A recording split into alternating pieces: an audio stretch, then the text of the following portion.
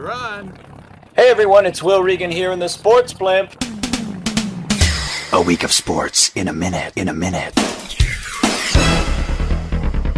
Hi everybody, Eric Rathman along with Sportsblimp Broadcasting's Will Regan up in the air. This pregame wrap is brought to you by the Women's Auxiliary of Laredo, Texas, reminding people that the annual Tamale Cook-Off is this month. All sales and proceeds go to the Laredo Children's Junior Skydivers Association. Remember to bring your appetite and an extra pair of pants. Let's talk about Squatball and the Beloit Bashers. Now, what do you think about their new uniforms, Will? Yeah, uniforms. You mean the inflatable donuts around their waist? Look, I know the commissioner wants to make this sport safer. Adding new rules is one thing, but more rubber is another. This isn't a child's birthday party. This is Squatball. They've already taken away hitting between the legs, which is why half the country tunes in the first place. They're making a eunuch of a great sport. But imagine this now. You're out there squatting on the ball, and 5 guys slamming into you at the same time, trying to knock you off. You don't want a little more protection? Look, this sport is based on an ancient Polynesian rite of manhood, okay? And there's honor in putting your body on the line every week. That's why we watch. I'm not going to watch this great sport become a physical challenge on Double Dare. On what? Double Dare. You know, that kids show on Nickelodeon back in the day. Anyone? It's no. Yeah, it's on YouTube. Go check it out. It's on YouTube. They look like the Michelin men out there. Well, they are... They're embarrassing. You saw the game. Well, I did, watching from my supersized sofa from our friends at Lakeside Almost Free Furniture. They're one of our loyal sponsors who remind you, if you're going to squat in the living room, do it on an Almost Free Furniture. But I did watch the game, and I know what happened. They laughed the team right off the field, am I right? Basically, it's the end of a sport, and it's the end of men. I want to tell you about my exclusive interview with Basher team owner Andrew Burnbridge. You talk about the new uniforms? He did not. Really? No. He wanted to talk about players' salaries. He was very insistent about this. Well, since he owns the team in our network, I suppose we've got to hear him out. So get this. He says the plan will allow the team to raise player salaries and increase fan loyalty at the same time. Oh, come on. We tried this last year. Squatball players are not babysitters. No. The daycare idea was a huge disaster. No, it's not run by players. What Burnbridge is proposing is that the players should be paid directly by the fans. How would that work? Well, he's suggesting they pass the hat at halftime. So the ushers pass the hat, or in this case, a helmet with the logo on it. Okay, so picture this, sports fans. The ushers pass this helmet around, and as soon as it gets more than $5 cash in it, some fan simply pockets it. You think it would actually get back to the money changers in the office? Come on. You got a point.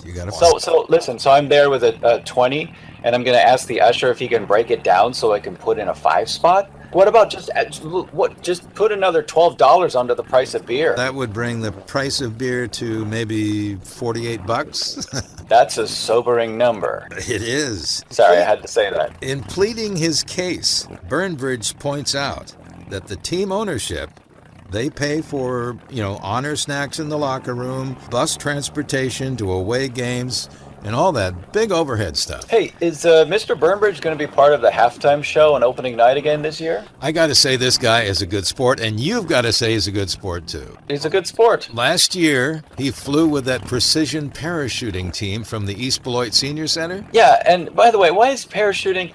Everyone's doing extreme sports these days. I had an octogenarian stuck on my roof last year. Whose idea was it to send that guy out of a plane? Not his. Anyway, Bainbridge was supposed to come down in the arms of one of the lovely-to-look-at cheerleaders. Yeah, but didn't he come down in the parking lot on a tailgater's barbecue grill? And the Remley family were thrilled until Burnbridge sued them. And I always say this to tailgaters. If you're cooking above the legal temperature for a propane barbecue grill, you are asking for a lawsuit. We want to welcome right now Edith Piloff to our staff of sports reporters. Edith is going to give us some sports insights from the team locker rooms. Let's go to Edith right now.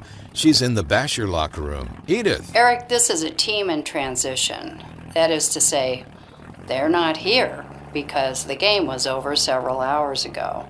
They're all likely at home trying to get over another humiliating loss.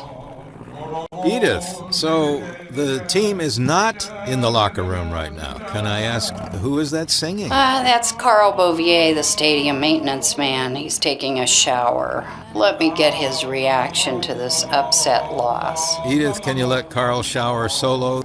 Here's an idea, Eric. Let's schedule these locker room reports right after the game. Excellent idea. Let's get in this plug now for Dr. Brett's Family Counseling Clinic. Dr. Brett Meshberger is a licensed driver and family counselor in the greater Beloit area.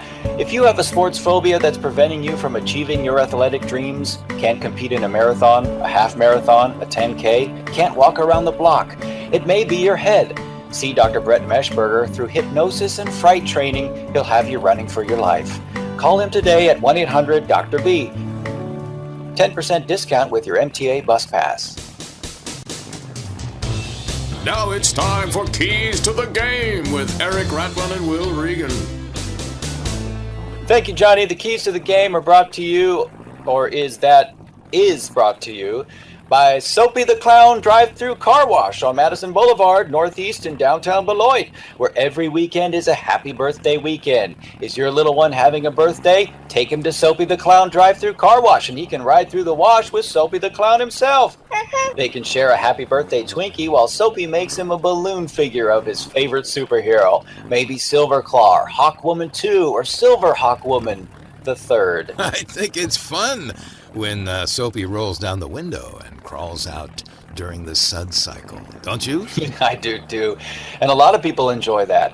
And remember, this weekend, the first 50 kids get to keep the Twinkie. And now, the keys to the game. Figure 8 bicycle racing. It'll be the Stretchy Pants against Team Bicyclette de Tir. I don't think there's any doubt, Eric. If the Stretchy Pants expect to bring home the trophy, they're going to have to defeat an opponent, Team Bicyclette de Tir, who have never lost a figure 8 race. Well, except that once. Yes, except when team captain Claude Van Ept accidentally tipped over a bottle of his cologne in the team dorm and they all were rendered unconscious for several hours. Yeah, there's that. Wicked stuff.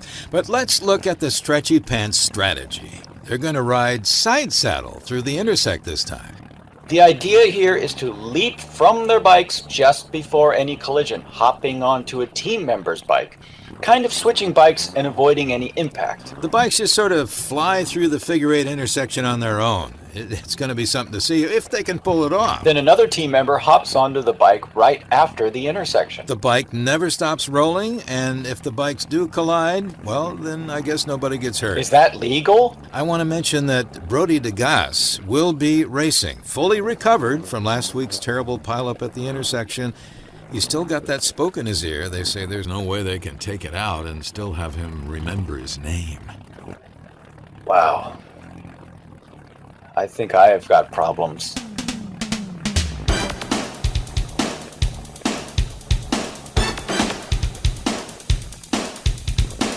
Next time from the Sportsblimp, we'll be taking position over Lance LeCramp Memorial Field. Our color analyst and man on the ground, eye, ear, nose, and throat specialist, Hiram Grundig, will be filling us in on the action and the injuries from trackside.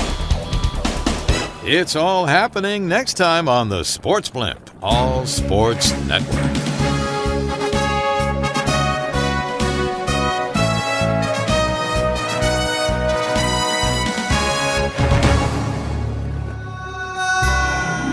Sportsblimp is produced and distributed with a grant from the Goodyear Dirigible Company in Bucyrus, Ohio. Many of America's other favorite sports are played in the shadow of the Sportsblimp.